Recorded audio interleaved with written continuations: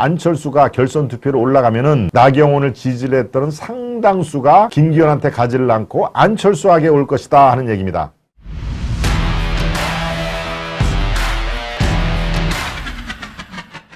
결선 투표하면 김기현 대신에 안철수가 유리하다고 하는 얘기. 네, 예, 결선 투표 여러분들이 아실 겁니다.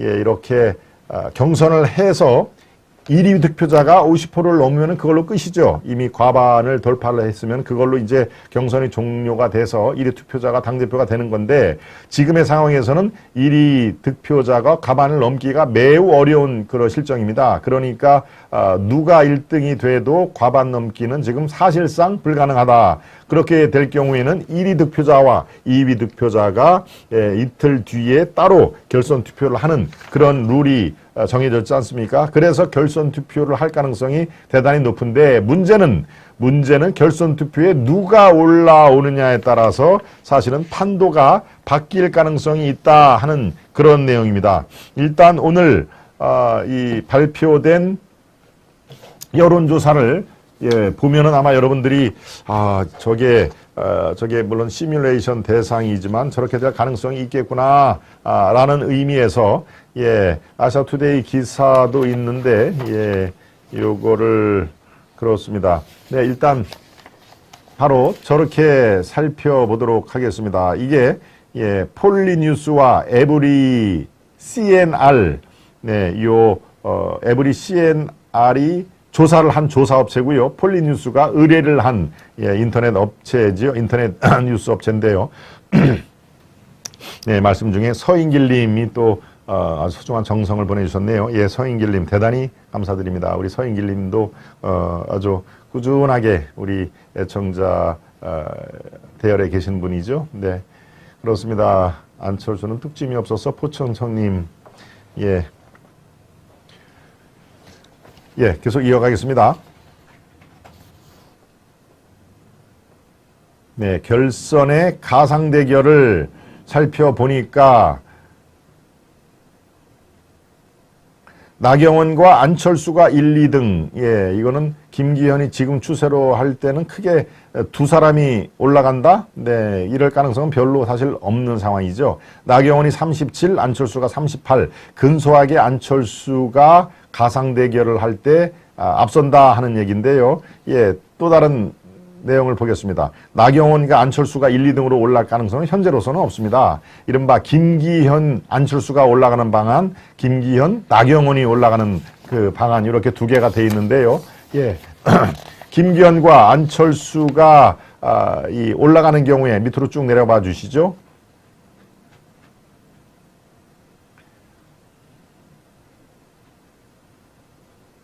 도표가 안 나옵니까? 아시아투데이에 나온 상황인데요. 제가 설명을 해드리겠습니다.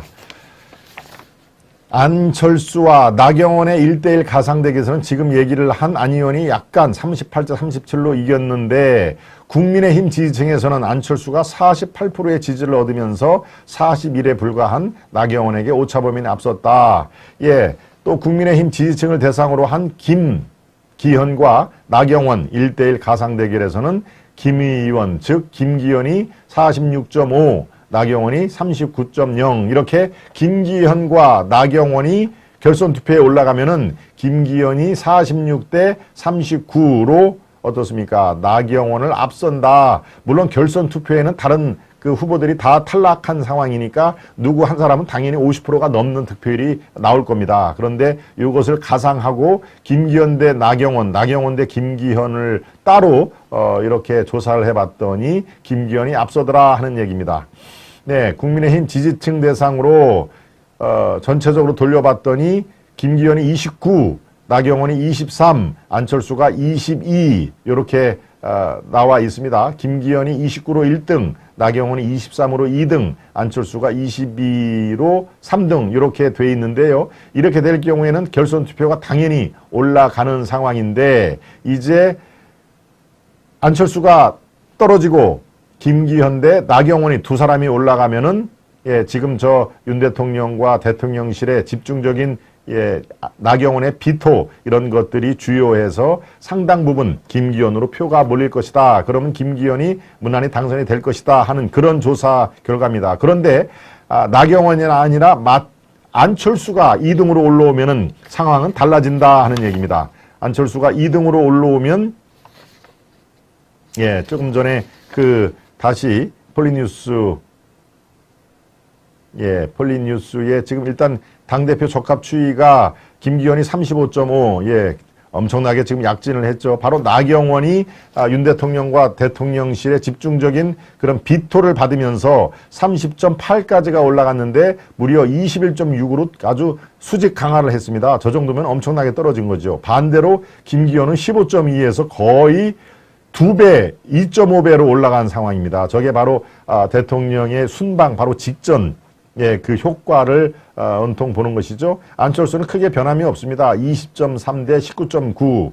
예, 유승민은 6.9 대 7.4. 유승민은 이제 저렇게 되면은 출마 자체가 불투명합니다. 출마를 아마 저는 못할 걸로 저는 보이는데요. 예, 문제는 이렇게 김기현이 올라갔어도 김기현이 1등, 안철수가 2등, 나경원이 3등으로 안철수가 결선 투표로 올라가면은 나경원을 지지를 했던 상당수가 김기현한테 가지를 않고 안철수에게 올 것이다 하는 얘기입니다.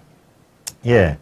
뭐 여러분들이 충분히 공감이 되는 것이죠. 나경원을 지지했던 약 8할 이상은 집중적으로 안철수에게 표를 할 것이다. 그렇게 되면은 안철수가 결선 투표에서 김기현을 꺾는 그런 이변이 나올 것이다 라고 하는 게 지금 오늘 발표된 여론조사의 이 핵심 내용입니다. 조금 전에 봤던 김기현 대 안철수 그 두 사람 대결 그것만 더 올려주시죠. 김기현이 28.9, 안철수가 무려 43.8.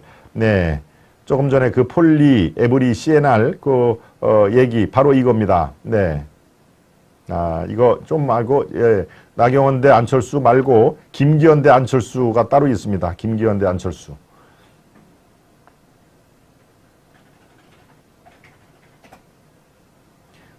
네, 그냥 말로 설명을 드리겠습니다. 이렇게 됐더니 김기현은 28.9, 안철수가 43.8 이렇게 역전을 시켰더라 하는 얘기입니다.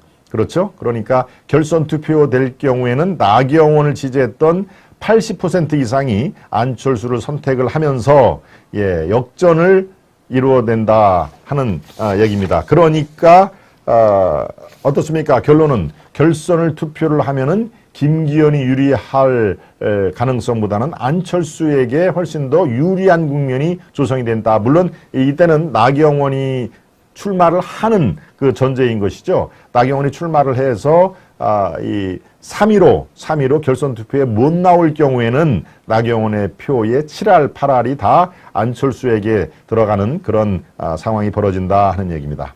그래서 유승민을 잡으려다가 김기현까지 결선 투표가 잡아버린다 하는 얘기가 여의도 정치판에서 그래서 나오는 것입니다. 예, 세 번째 이슈 결선 투표하면은 김기현 대신 안철수가 유리할 가능성이 있다라고 여론조사에서 보여주는 예, 한 일단을 여러분들이 예, 지금 예, 목격을 하고 계십니다. 예, 이럴 가능성이 있다는 얘기입니다. 결선 투표에 올라가면 반드시 안철수가 이긴다라는 얘기지 아니죠. 여론조사 이제 지금부터는 이제 결선 투표에 가면 누구를 지지하실 겁니다라는 새로운 항목이 나와서 이것도 추세를 이렇게 봐야 됩니다.